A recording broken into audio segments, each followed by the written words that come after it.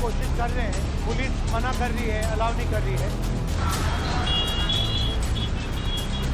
ये कॉन्स्टिट्यूशन के खिलाफ है। हम सिर्फ संभल जाना चाहते हैं, देखना चाहते हैं वहाँ क्या हुआ। संवैधानिक अधिकार है कि उनको अलाउ किया जाए कि वो पीड़ितों से मिलने जाएं। पार्लियामेंट में उठा नहीं रहे, वहां जा रहे हैं। हाँ, समाजवादी पार्टी ने जब अपना विषय ही चेंज कर दिया तो कांग्रेस पार्टी को मजबूरन उसी दिशा में जाना पड़ा।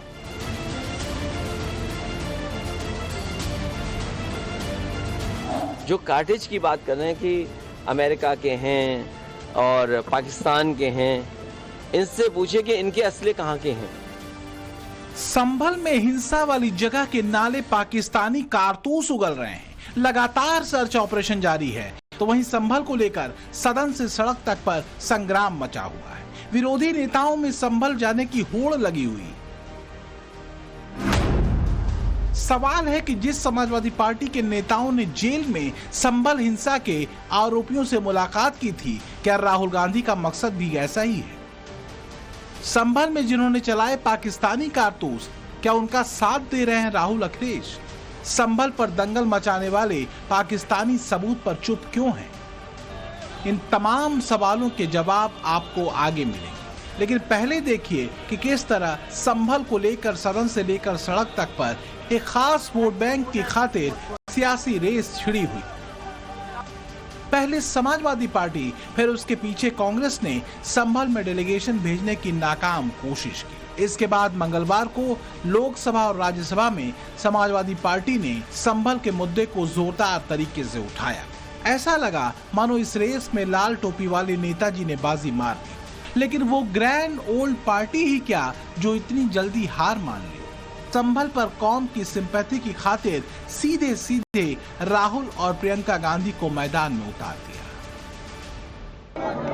एज एलओपी मेरा अधिकार बनता है कि मैं जा सकता हूं, मगर तब भी वो मुझे रोक रहे हैं। मैंने कहा है कि मैं अकेला जाने को तैयार हूं, पुलिस के साथ जाने को तैयार हूं, मगर उन्होंने वो भी बात एक्सेप्ट नहीं की और अब कह रहे हैं कि कुछ दिनों में अगर हम वापस आएंगे तो फिर वो हमें जाने देंगे। ये एक्चुअली जो एलओपी के अधिकार हैं उसके खिलाफ है। मुझे अलाउ करना चाहिए। कॉन्स्टिट्यूशन है ना,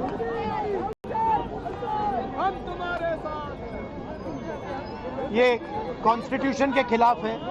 हम सिर्फ संभल जाना चाहते हैं, देखना चाहते हैं वहाँ क्या हुआ। राहुल जी नेता प्रतिपक्ष हैं, उनके संवैधानिक अधिकार होते हैं, वो बाकी लोगों से अलग होते हैं, उनको रोका नहीं जा सकता। इस तरह से उनका संवैधानिक पद है, संवैधानिक अधिकार है कि उनको अलाउ किया जाए कि वो पीड़ितों से मिलने जाएं। उन्होंने ये भी कहा कि मैं अकेला चले जाऊंगा, यूपी की पुलिस के साथ मैं अकेला चले जाऊंगा, मुझे अकेला ले जाइए। वो भी करने के लिए तैयार नहीं है। पुलिस वालों के पास कोई जवाब नहीं है। शायद उत्तर प्रदेश की स्थिति क्या ये है कि आप इतना भी नहीं संभाल सकते, तो फिर आप इतना गर्व से क्यों कहते हैं कि लॉ एंड ऑर्डर आपने संभाल रखा है यूपी में? दरअसल संभल के हालात को संभालने में जुटी पुलिस प्रशासन कोई रिस्क नहीं लेना चाहती। 10 दिसंबर तक जिले में किसी भी बाहरी व्यक्ति की एंट्री पर रोक है। बावजूद इसके कांग्रेस के रणनीतिकारों ने राहुल के संभल दौरे का प्लान बना लिया। दिल्ली के गाजीपुर बॉर्डर पर जैसे ही राहुल गांधी का काफिला पहुंचा, पहले से बैरिकेडिंग के साथ मौजूद सुरक्षा बलों ने उन्हें आगे जाने से रोक दिया। 2 घंटे तक हाईवे पर हाई वोल्टेज ड्रामा चला। जाम में हजारों गाड़ियां फंस गईं, लोग परेशान रहे, लेकिन योगी की पुलिस के सामने राहुल की एक न चली और उल्टे पांव उन्हें अपने काफिले को यू टर्न करवाना पड़ा। राहुल गांधी और प्रियंका गांधी की गाड़ी ने यू टर्न ले लिया है, वो वापस निकल गए हैं। और इस वक्त जो है सबसे बड़ी खबर यहाँ से जो दिल्ली गाजीपुर यानी कि दिल्ली यूपी बॉर्डर जो है वही है कि राहुल प्रियंका गांधी अब वापस संसद की ओर निकल गए हैं। उनकी गाड़ियों के काफिले को बाकायदा पुलिस प्रशासन की मौजूदगी में जो है फिलहाल यहाँ से यू टर्न कराकर वापस भेज दिया गया है और बाकी जो कांग्रेस के कार्यकर्ता हैं उन्हें भी अब यहां से वापस जाने के लिए बोला गया है, क्योंकि किसी को भी यहां से आगे जाने की इजाजत नहीं है। और फिलहाल यहां पर जो है अनाउंसमेंट जो है किया जा रहा है। राहुल गांधी भले ही संभल नहीं जा सके, लेकिन कांग्रेस ने जो स्ट्रेटजी बनाई थी वो काम कर गई। 2 घंटे तक नेशनल मीडिया में राहुल गांधी चर्चा में रहे तो समाजवादी पार्टी को यह अखर गया। राम गोपाल यादव सामने आए और 2 टूक कह दिया कि संसद में संभल पर नहीं बोले और अब वहां जा रहे हैं। पार्लियामेंट में उठा नहीं रहे, वहां जा रहे हैं। पार्लियामेंट में उठा नहीं रहे, वहां जा रहे हैं। दोनों पार्टियों के बीच में देखिए कितना बेहतरीन द्वंद्व चल रहा है कि जहां समाजवादी पार्टी ने जब अपना विषय ही चेंज कर दिया तो कांग्रेस पार्टी को मजबूरन उसी दिशा में जाना पड़ा।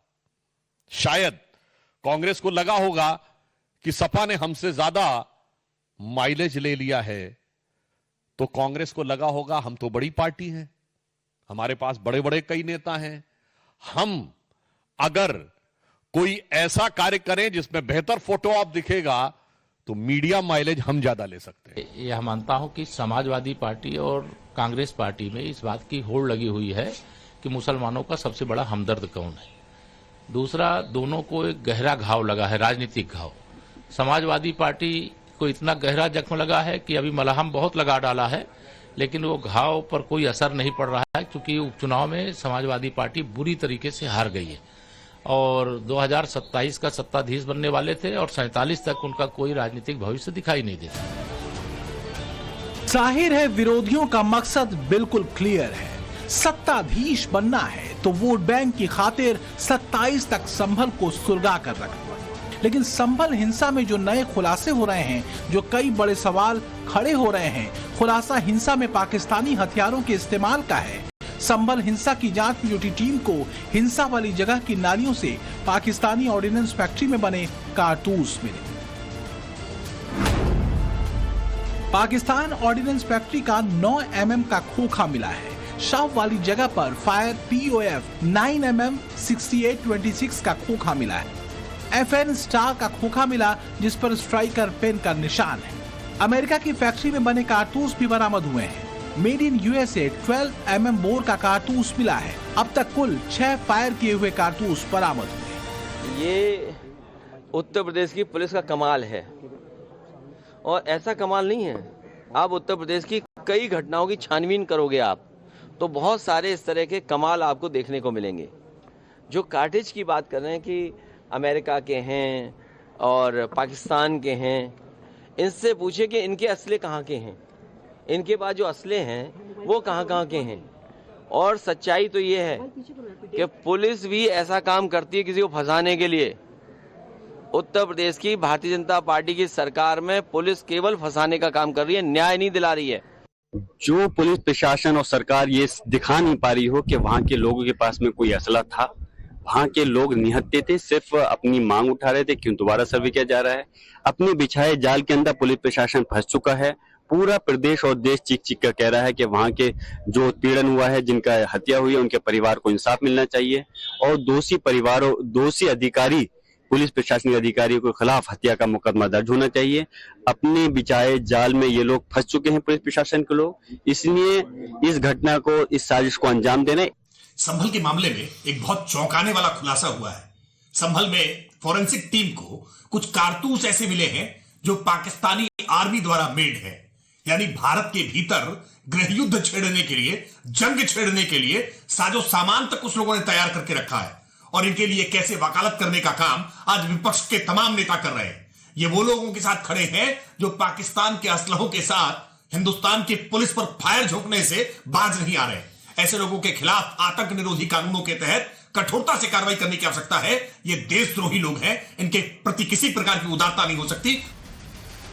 जाहिर है पूरे मामले पर बड़े सवाल खड़े हो रहे हैं। संभल में पाकिस्तान में बने कारतूस कहां से आए? पाकिस्तान से कारतूस की तस्करी का रूट क्या था? संभल में हिंसा के दौरान क्या इन्हीं गोलियों को चलाया गया? क्या संभल हिंसा की साजिश पाकिस्तान में रची गई? क्या माहौल बिगाड़ने के लिए पाकिस्तान से फंडिंग हुई? हम लोगों के लिए एक अलार्मिंग है कि विदेशी जो कारतूस मिले हैं। अब इसमें कहां तक कौन इसमें इन्वॉल्व है इसकी जांच के बाद तथ्य सामने आएंगे, लेकिन बड़ी बात है ये और इसमें बिंदुवार जांच होनी चाहिए। और हम एडमिनिस्ट्रेशन को ये कहते हैं कि ये पता लगाएं कि कहां से इस प्रकार के कारतूस वहां पहुंचे हैं।